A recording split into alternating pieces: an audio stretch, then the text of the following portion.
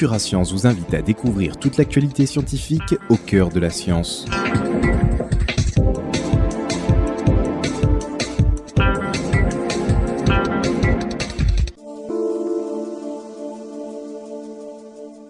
Bonjour, voici les actualités du site futurascience.com pour la semaine du 13 au 19 mars. La différence entre l'homme et le chimpanzé expliquée. La publication du génome complet du chimpanzé devrait permettre de mieux comprendre les différences génétiques existantes entre ce mammifère et nous. Cependant, il est vite apparu comme évident que la connaissance de la séquence du génome ne serait suffisante pour permettre une distinction entre l'homme et son proche cousin le chimpanzé. En effet, les deux génomes ne varient que de 1 à 4% selon les techniques d'évaluation. Les chercheurs se sont demandé si la différence entre ces deux organismes ne pourrait pas provenir de leur transcriptome, c'est-à-dire de l'expression des différents gènes les constituants. Cette étude révèle que l'activité de nombreux gènes est restée constante durant les 70 millions d'années qui les séparent de leur ancêtre commun. Il est possible que même de faibles variations de ces gènes soient fortement délétères pour l'organisme. D'un autre côté, il est probable que cet ensemble de gènes soit un bon vivier pour identifier de nouveaux gènes impliqués dans certaines maladies génétiques. Pour en savoir plus, rendez-vous dans les actualités scientifiques, catégorie vie. Vous pouvez aussi consulter le dossier La duplication, élément moteur de l'évolution. Castor avale le CO2, nouvelle arme fatale contre les gaz à effet de serre. La semaine dernière a eu lieu au Danemark le lancement de la première installation au monde pour éliminer le gaz carbonique des fumées s'échappant d'une centrale électrique au charbon. Peut-être une avancée significative dans le combat contre les gaz à effet de serre. Ce programme, appelé Castor, lancé en 2004, réunit 30 partenaires coordonnés par l'IFP pour concevoir d'ici à 2008 les technologies en vue de capturer et de stocker pas moins de 10% du CO2 émis en Europe, soit 30% des émissions des grosses installations industrielles. Sur le plan technique, Castor prend le CO2 dans des fumées émises par la centrale. Il s'agit d'un captage de post-combustion. Elles sont dirigées vers un absorbeur dans lequel elles sont mélangées à un solvant. Ayant plus d'affinité chimique avec les molécules de gaz carbonique qu'avec celles des autres composants comme l'azote, le solvant les capture et rejette le reste. Ainsi, près de 90% du CO2 sont retenus par le solvant que l'on dit enrichi, ensuite dirigés vers un régénérateur.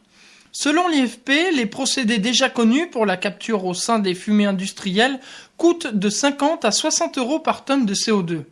Castor pourrait diviser la note par 2 et piéger le gaz au rythme d'1 tonne par heure. Pour en savoir plus, rendez-vous dans les actualités scientifiques catégorie Terre.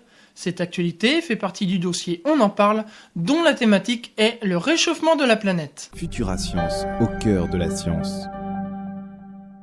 Stardust Wild 2, une comète de feu et de glace. 2 mois après l'atterrissage de la capsule de Stardust dans le désert de l'Utah, les scientifiques ont dévoilé la semaine dernière leurs premiers résultats.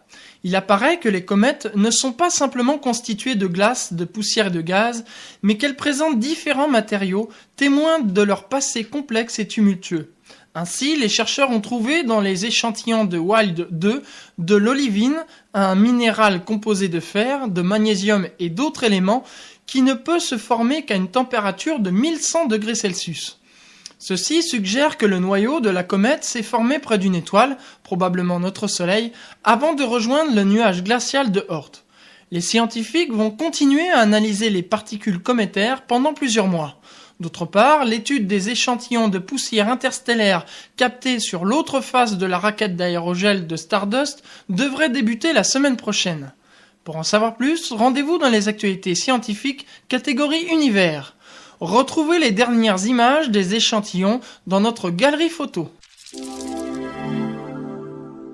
Le tout répressif l'emporte contre le peer-to-peer. Après le rejet de la licence globale, l'interdiction de la copie privée de DVD, la pénalisation de l'édition de logiciels destinés à l'échange et au téléchargement illégal d'œuvres protégées, amendement Vivendi Universal, les députés de la majorité UMP et UDF ont voté pour un régime gradué de sanctions pénales. Dans ce cadre, le téléchargement sans autorisation d'œuvres protégées à titre privé sera passible d'une amende de 38 €. Quant à la mise à disposition d'œuvres, elle fera l'objet d'une amende de 150 € maximum. Enfin, le contournement des mesures techniques de protection anti-pirate, MTP, sera sévèrement sanctionné. Le pourvoyeur de moyens de contournement risquera jusqu'à 6 mois d'emprisonnement et 30 000 € d'amende. La personne qui aura décrypté la mesure à titre individuel, 3 750 € d'amende. L'utilisateur de logiciels destinés à contourner les MTP, 750 € d'amende. L'examen du très controversé projet de loi a été conclu dans la nuit de jeudi à vendredi dernier. Il n'y aura pas de seconde lecture à l'Assemblée, l'urgence ayant été décrétée. À la suite du vote solennel des députés, mardi 21 mars 2006, le texte devra être examiné par le Sénat en mai prochain. Pour en savoir plus, rendez-vous dans les actualités scientifiques catégorie high-tech. Cette actualité fait partie du dossier On en parle, dont la thématique est musique en ligne et peer-to-peer. Futura Science. Découverte de statues de Sekhmet, déesse de la vengeance égyptienne. 17 statues de la déesse de la guerre de Sekhmet au corps de femme et à la tête de lion. Telle est l'étonnante découverte d'une équipe d'archéologues allemands qui réalisait des travaux de restauration dans le temple du pharaon Amenhotep III dans la ville de Luxor. Cette découverte archéologique fait suite à l'exhumation il y a 15 jours de 6 premières statues de Sekhmet. Cette déesse, symbolisant la guerre et la vengeance, représentait également la puissance du soleil. Les Égyptiens lui conféraient la faculté de faire proliférer les maladies et lui octroyaient également le pouvoir de guérison. D'après les premières conclusions, c'est la perspective d'une telle guérison qui aurait poussé le pharaon Amenhotep III à rassembler un nombre si impressionnant de statues de Sekhmet dans son temple. En effet, il souffrait entre autres de rage de dents. Cette nouvelle porte à 30 le nombre de statues découvertes dans le temple. Pour en savoir plus, rendez-vous dans les actualités scientifiques, catégorie recherche. Vous pouvez aussi consulter le dossier Archéologie il y a 4000 ans dans les Landes. Efimov, obtention d'un nouvel état de la matière.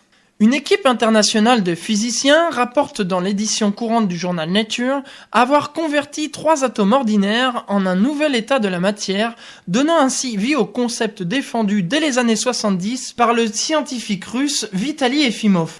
Dans ce nouvel état de la matière, les atomes se repoussent 2 à 2, mais s'attirent lorsqu'ils sont considérés 3 par 3. Ils adoptent la forme d'anneaux de Borromée, des symboles composés d'un entrelac de 3 cercles qui tirent leur nom d'une célèbre famille de princes italiens de la Renaissance. Maintenant que l'état d'Efimov a été obtenu, les scientifiques comptent étudier ses propriétés et essayer de l'apprivoiser. Ainsi, leur objectif est à présent d'avoir un contrôle total sur les atomes au cours de leur expérience, de les faire passer à l'état d'Efimov, puis de les faire revenir à l'état ordinaire. Reste à savoir si les 3 mousquetaires atomiques ne se montreront pas aussi réticents que les personnages épiques d'Alexandre Dumas. Pour en savoir plus, rendez-vous dans les actualités scientifiques catégorie matière. Vous pouvez aussi consulter le dossier Physique, la saga des particules. Futura Science, au cœur de la science. Les autres faits marquants en bref. Départ reporté pour Discovery en juillet. En effet, mardi dernier, la NASA a annoncé le report du lancement de Discovery au 1er juillet prochain. Initialement, son départ était prévu pour le 10 mai. Et puis dans le cadre du plan de restauration de conservation de l'ours brun dans les Pyrénées, 4 communes de la région accueilleront à partir du mois d'avril 5 ours slovènes. Pour en savoir plus, rendez-vous dans les actualités scientifiques du site futurascience.com. Enfin, pour terminer, n'oubliez pas notre rubrique agenda où vous y retrouverez toutes les manifestations scientifiques ainsi que les éphémérides astronomiques où vous pourrez découvrir jour après jour les phénomènes astronomiques à travers explications et photos. Futura Science vous propose aussi son blog où vous retrouverez toute l'actualité du site. Bonne découverte sur Futura Science.